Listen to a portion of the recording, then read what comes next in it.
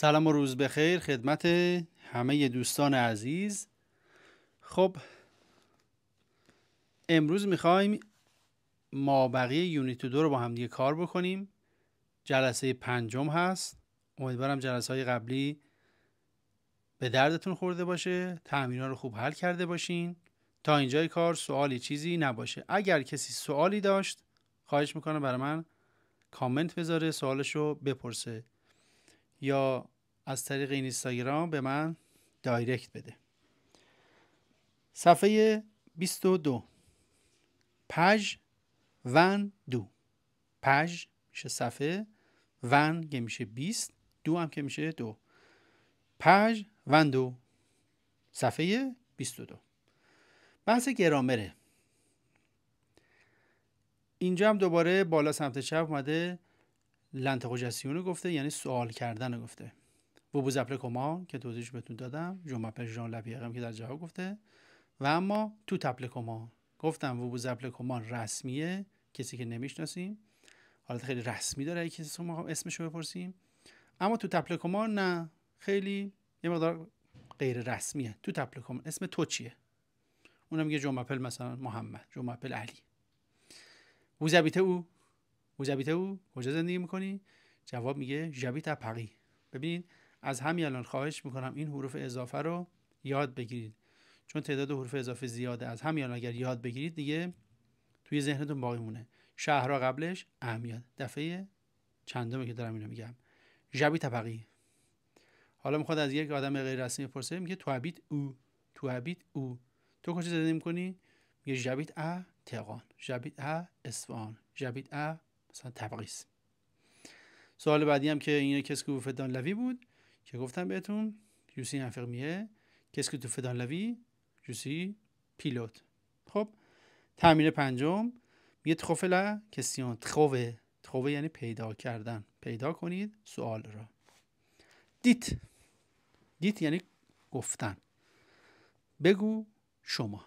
دیت و یه دونه من حل کنم براتون. البته یه دونه خوش حل کرده. جو ماپل دانیل لاموت. سوالش چی میشه؟ میگه و بوز اپلیکومان ا، جای خالی. جوابش چیه؟ گفته جوسوی موزیسین. ببین موزیسین، دیکته ها رو دقت کنید. یعنی من یک موزیسینم. از موزیسین دیکتهش متوجه میشید که این یک خانومه. ازش چی میپرسین؟ میگی کسکو ووفتان لوی، تو زندگیت چی کاره ای؟ شغلت چیه؟ و اما ب گفته، جواب گفته نو جوسی بلژ، یا نه من بلژیکیم. مثلا بعد بگی که ووزت آلمان، ووزت لالمان، تو آلمانی هستی؟ ووزت آلمان، تو آلمانی هستی؟ اون در جواب گفته نه من بلژیکیم. تمرین دوش گفته به جای وو از تو استفاده کن. یعنی مثلا میخوای بگی که میگه جو ماپل صوفی، جواب گفته صوفی. جو ماپل صوفی، اسمم صوفیه. سوال کردن چی میشه؟ تو اپلیکومان. دیگه نمیگه و بوز اپلیکومان. اینجا گفته از تو استفاده کن، یعنی تو اپلیکومان. خب میریم برای قسمت بعدی گرامرمون، کنجواسیون، یعنی صرف فعل عتق. این فعل عتق خیلی خیلی فعل مهمیه، مثل همون افعال کمکیه که در زبان انگلیسی داریم. کمک میکنه که ما بتونیم یک جمله رو بسازیم.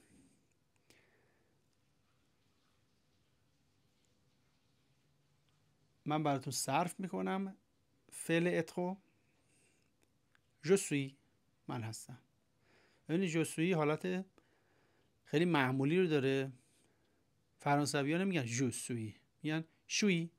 این هم توی ذهنتون داشته باشین. یه جا اگر شنیدین گفت شوی، نگین چی گفتین؟ شوی چیه دیگه؟ شوی همون جو سویه. جو سوی، توه، ایله، اله، nous sommes، vous êtes، ils sont، elles sont. من هستم، تو هستی، او هست، ما هستیم، شما هستید، آنها هستن.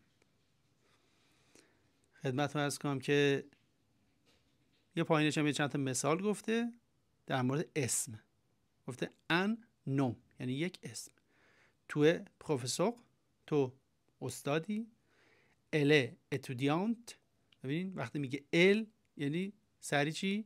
فمیننه. پس بعد اون ت آخرشو بگی.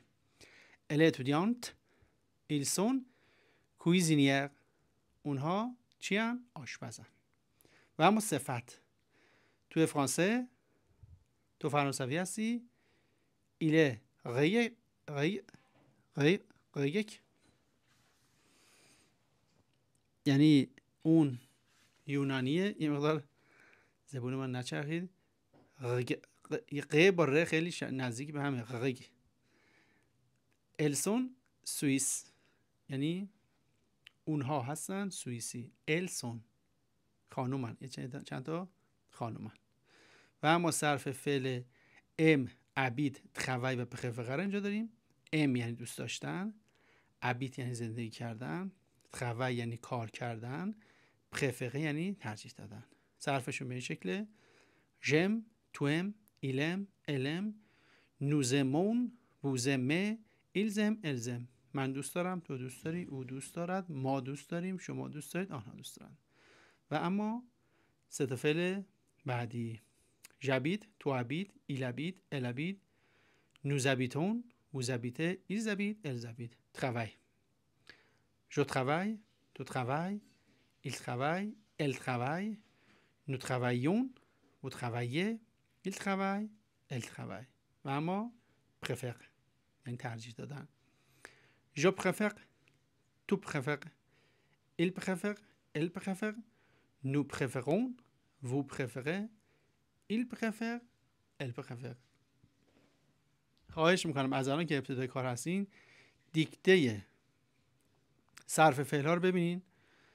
اول شخص یه اوه، دوم شخص یه او و یه اسه، سوم شخص دوباره یه اوه. اول شخص جمع که میشه نوزمون یه او ان و اسه، دوم شخص جمع یه او و یه زده، سوم شخص جمع هم یه او یه ان و یه تیه. اینا باید به اون فعلمون اضافه بشن. بقیه فعلان رو به همین شکل ما صرف میکنیم. و اما تمرین 2: remplacer les verbes entre parenthèses par la forme correcte. remplacer یعنی جایگزین کن les verbes افعال entre، افعال در میان پارانتزو توسط فرم صحیح. پرانتز، پرانتز میشه همون پرانتز خودمون. نمیشه وو بعد تخوی یعنی مصدرش رو آورده دانزو نوزین، میگه تخوی صرفش کن. همونجور که ما یاد گرفتیم وقتی وو بیاد میشه وود خویه. من میخونم براتون: وود خویه دانزو نوزین. میگه شما در یک کارخونه کار میکنید. نوزین میشه کارخانه. بعدی ها رو هم خودتون حل بکنید. صفحه بعدی، صفحه 23 اومده بخش گرامرش اومده در مورد ان و اون صحبت کرده. همونجور که گفتم ان برای مسکولن به کار میره، مثلا میشه انوم، انفرمیه. فمینن میشه اون، اون فهم، اون انفرمیه. پس حرف اضافی یک مرد میشه اون ان، ولی یک زن دیگه نمیشه ان، میشه اون، ان، اون. جمعشون که میشه دزوم مردها، دزوغیه یعنی کارگران، دفم، دزوغیق، دفم یعنی خانم ها، دزوغیق یعنی کارگران زن. تمرین 5: کمپلت اوک لختیک تفینی. یه لختیک تفینیه که لهلوله رو که بهتون آموزش دادم پر کنید، ببینید کدوم یکی از اینا له، کدوم یکیش لوه و به چه شکله. تمرین 4: کمپلت لو تابلو اوک لنوم دو پروفسیون او فمینن. اینجا میگه که اجازه بدید ان اتودیان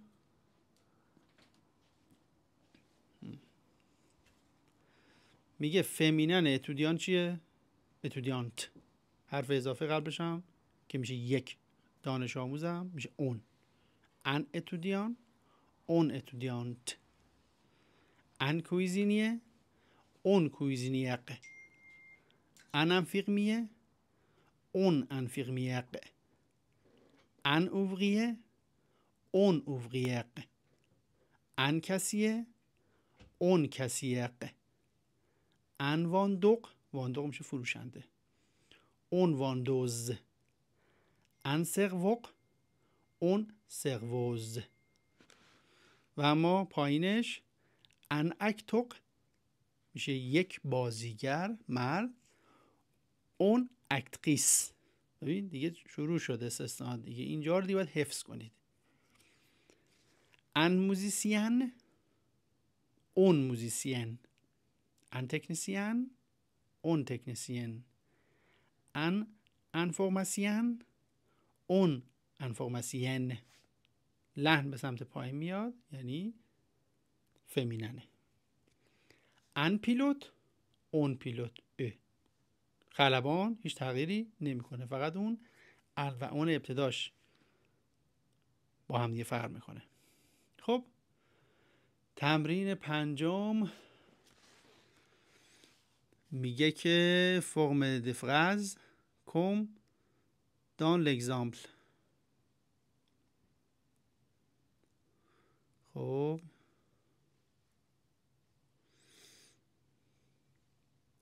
میگه بر اساس اون عباراتی که گفته شده یه جمله بساز. میگه گرتا آنگلس، میگه نو سوئدوازه. جملهش میسازیم. ببین جمله سازی ها خیلی مهمه ها. اینا رو اصلا باید حتما خودتون تکرار کنید، روی کاغذ بنویسین، هم لحاظ دیکتتون قوی بشه، همین که بتونید جمله سازی رو از همینجا یاد بگیرید. این گرامر ممکنه یه مقدار خشک و زمخت باشه و یه مقدار سخت باشه، ولی با یادگیری گرامر خیلی راحت‌تر میتونید صحبت کنید. فقط دنبال این که بخوان یه موزیک فرانسوی رو گوش بدید متوجه بشید این حرفا نباشید. سعی کنید از اول گرامر رو خوب یاد بگیرید، بتونید جمله بسازید که چند وقت دیگه اگه یک آهنگی گذاشتید گوش بدید تا حدودی متوجه بشید. گرتا انگله، گرتا ات انگله. میگه گرتا انگلیسیه؟ چرا گفته نو ال سوئدواز. ببین ال سوئدواز، چون ال آوردیم پس بعد آخرش ز بیاریم که بشه سوئدواز یعنی سوئدیه. و اما دومی ولقی اتیقی، میگه ولقی و اتیقی سون هستند تکنیسیان. وقتی جمع میبندیم میشه تکنیسیان، تکنیسیان نمیشه، همیشه جمع حالت مذکر داره. ولقی اتیقی سون تکنیسیان، میگه نه اونا دانش آموزن. نو ایل سون اتودیان، اونها دانش آموزن.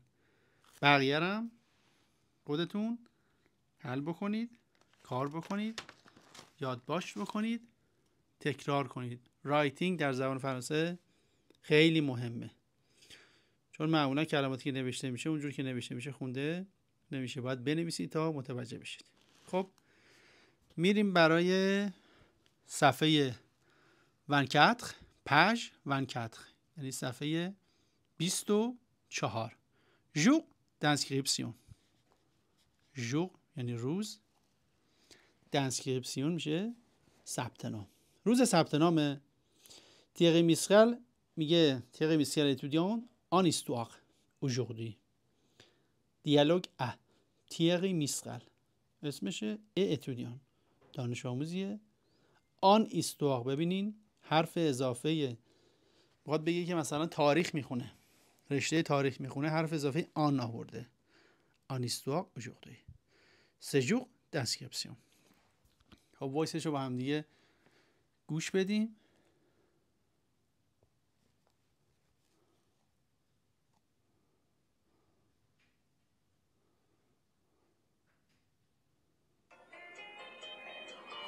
Luc, Émilie, Thierry.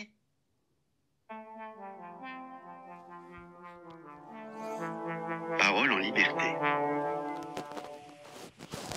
Jour d'inscription. Dialogue A. Thierry Mistral est étudiant en histoire. Aujourd'hui, c'est jour d'inscription. Bonjour. Vous êtes monsieur... Je m'appelle Mistral. M-I-S-T-R-A-L. Vous êtes Thierry Mistral? Oui, je suis étudiant en histoire. Ah oui. Vous habitez toujours à Aix? Oui, toujours. Très bien. Au revoir, monsieur. Au revoir, madame. Bonne journée. Dialogue A. تیغی میسترال étudiant en histoire aujourd'hui. اون که بهتون گفتم séjour d'inscription هم که بهتون گفتم. Bonjour, vous êtes monsieur. هم که میدونید. Je m'appelle میسترال. اونجا هم اومده صرف کرده همون فامیلیشو. سکرتر یه میگه elle cherche dans l'ordinateur. elle cherche. اون داره سرچ میکنه. dans l'ordinateur یعنی لپتاپ. l'ordinateur میشه لپتاپ. میگه vous êtes Thierry Mistral. تو تیغ میسترالی؟ میگه oui je suis étudiant en histoire. خب سوالی نیست. oh oui vous habitez toujours à Aix.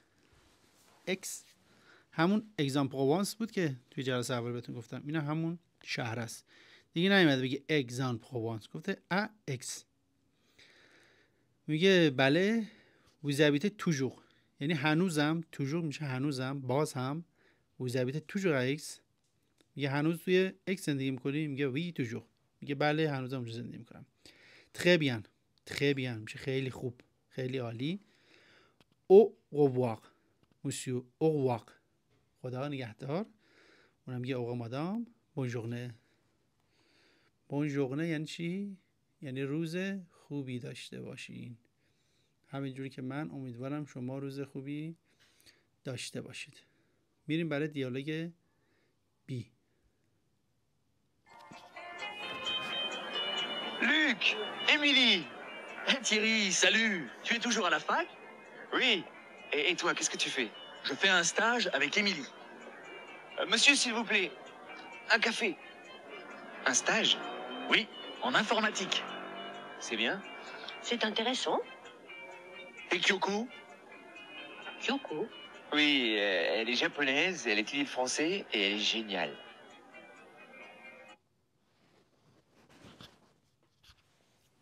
دیالوگ بی.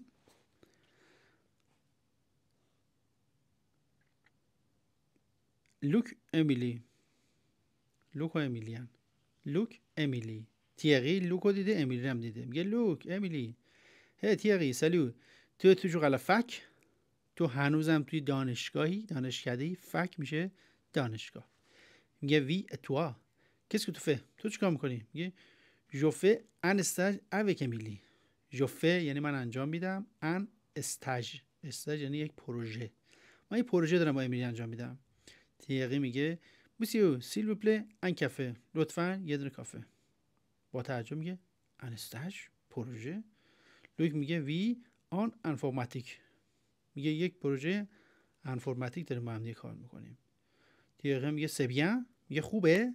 ببینی سبیان خوبه. میگه ست انتقزان. ست انتقزان طبق قاعده لیزون تی و ای به هم دیگه وصل میشه نمیگیم ست انتقزان، میگیم ست انتقزان. میگه جالبه برامون. لوک میگه کیوکو. امیلی میگه کیوکو. تیغه میگه آره دیگه ایله ژاپنز، ژاپنیه. ایل اتودیه، اتودیانت میشه دانش آموز. اتودیه میشه چی؟ درس خوندن، مطالعه کردن، استادی. ال اتودیه لو فرانسه، اون فرانسوی بخونه. ال ژنیال میگه اون زیباست، قشنگه. اینم دیالوگ بی. دیگه من تکرار نمی کنم. تمرین 1 و 2 و 3 رو حل بکنین. سوالی داشتید برای من خواهشاً کامنت بذارید، بپرسید، سوال کنید، من حتما جواب میدم. صفحه 25 پژ 25 صفحه 25 در مورد ریتم چیز خاصی نداره. میگه ریتمشون ساده است. بوزت چیز خاصی نیست. اجازه بدید من بگم. Français est génial. Les rythmes. Exercice 4. Écoutez et répétez. این ریتمه، میگه این ریتما رو گوش کنید و تکرار کنید.